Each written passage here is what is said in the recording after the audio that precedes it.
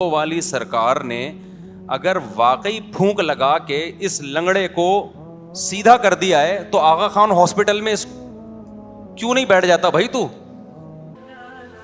مفتی طارق مسعود کے بیانات کے لیے مفتی صاحب کے آفیشیل چینل مفتی طارق مسعود سپیچز کو سبسکرائب کریں۔ گڑبڑ کہاں آتی ہے؟ جہاں آپ کو عقیدت ہو۔ عقیدت اس محبت کو کہتے ہیں جو کسی کی بزرگی کی وجہ سے ہو رہی ہو۔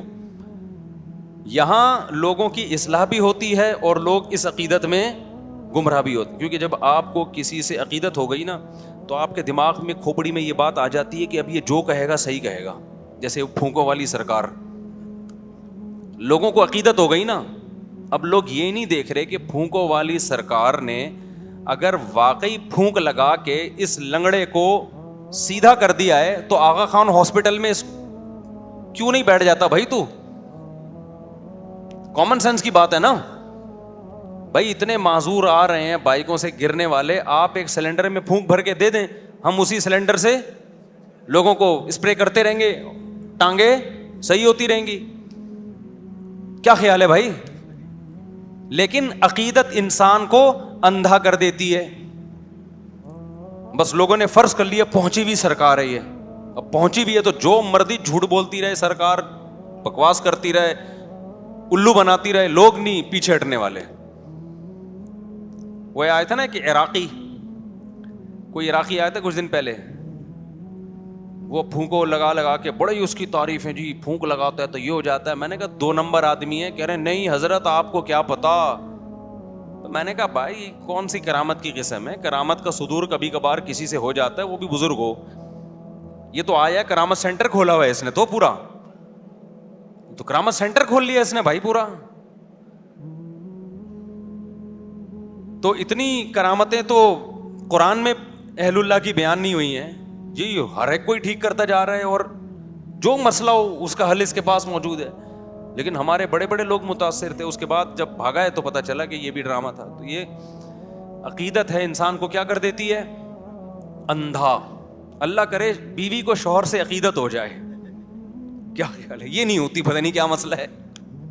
محبت تو کرتی، عقیدت نہیں۔ عقیدت کا مطلب کہ بھائی بس محبت ہے، میرے بچوں کا باپ ہے، زیادہ بزرگ نہیں مانتی اس کو کہ جی عقیدت میں پاگل ہو جائے کہ میرے بہت میاں بہت اچھے بچے کیا ہیں۔ بھائی محبت ہے مجھے، میرے بچوں کا باپ ہے، گیس بجلی کا بل دے دیتا ہے، بہت اچھا آدمی ہے، محبت ہے اس وجہ سے، بیوہ نہیں ہونا چاہتی، طلاق بھی نہیں چاہتی۔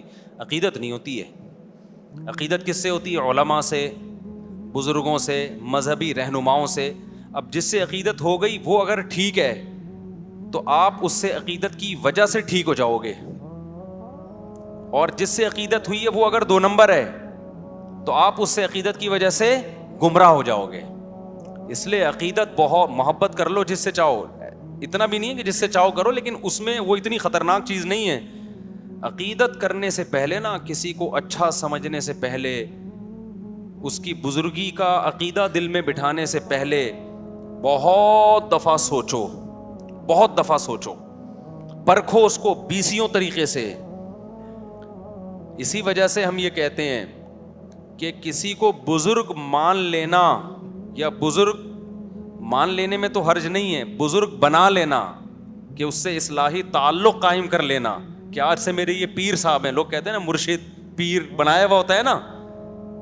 رشتہ تلاش کرنے میں اتنی تگ و دو نہ کیا کرو، لیکن کسی بزرگ سے بیعت ہونے میں اس سے زیادہ ٹینشن اٹھایا کرو، اس کو پرکھا کرو۔ سمجھتے ہو کہ نہیں سمجھتے؟ لوگ بیعت ہوتے ہیں نا، فلاں بزرگ کے ہاتھ پہ بیعت ہو گیا، اس سے اصلاح لے رہا ہوں، یہ بہت مبارک عمل ہے، اس کے بڑے فائدے ہوتے ہیں۔ لیکن یہ جب مبارک عمل ہے جب جس کے ہاتھ پہ بیعت ہو رہے ہو وہ 2 نمبر آدمی نہ ہو، وہ کیا ہو؟ وہ 1 نمبر ہو، اس کے پاس علم بھی کامل ہو اور عمل بھی کامل ہو اور اصلاح کرنا بھی جانتا ہو اور سوسائٹی کا بھی علم ہو۔ 4 چیزیں ہیں اس زمانے میں کسی کو بزرگ بنانے کے لیے، چاروں میں سے ایک شرط بھی مارکیٹ سے شارٹ ہوگی نا، وہ الٹا نقصان ہوگا آپ کو۔ میں پہلے مثال سے سمجھاتا ہوں، اصل ٹاپک کی طرف آ رہا ہوں، یہ بات بیچ میں آ گئی نا۔ دیکھو جب آپ کسی سے جسمانی علاج کراتے ہو، بزرگ کیا کہتے ہیں؟ جس سے روحانی علاج کرایا جائے۔ روحانی کا مطلب وہ جن چڑیل بھوت والا نہیں، وہ تو بزرگ ہوتے ہی نہیں ہے، اس کے لیے شرط ہے کہ بزرگ نہ ہو تو ہوگا وہ۔ روحانی کا مطلب یہ ہے کہ دل سے دنیا کی محبت نکل جائے, نیک اعمال کا شوق پیدا ہو جائے, گناہوں سے نفرت ہو جائے. کبھی گناہ اگر خدا نخواستہ ہو جائے تو توبہ کے بغیر سکون نہ ملے, صدقات و خیرات کا جذبہ پیدا ہو جائے, دولت کی محبت نکل جائے, شہرت کی محبت نکل جائے, دنیا کو مسافر خانہ سمجھنا شروع کر دے, جنت کی لالچ پیدا ہو جائے, جہنم کا خوف پیدا ہو جائے, سستی کاہلی جو عمل میں ہو رہی ہے وہ سستی چستی میں تبدیل ہو جائے. اس عمل کو روحانی علاج اور اصلاح کہا جاتا ہے شریعت کی روشنی میں.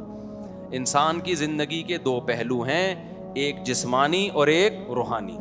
جسمانی ڈاکٹر ڈاکٹر کہلاتے ہیں, روحانی ڈاکٹر بزرگ کہلاتے ہیں. سمجھ میں آ رہی ہے بات کہ نہیں آ رہی ہے؟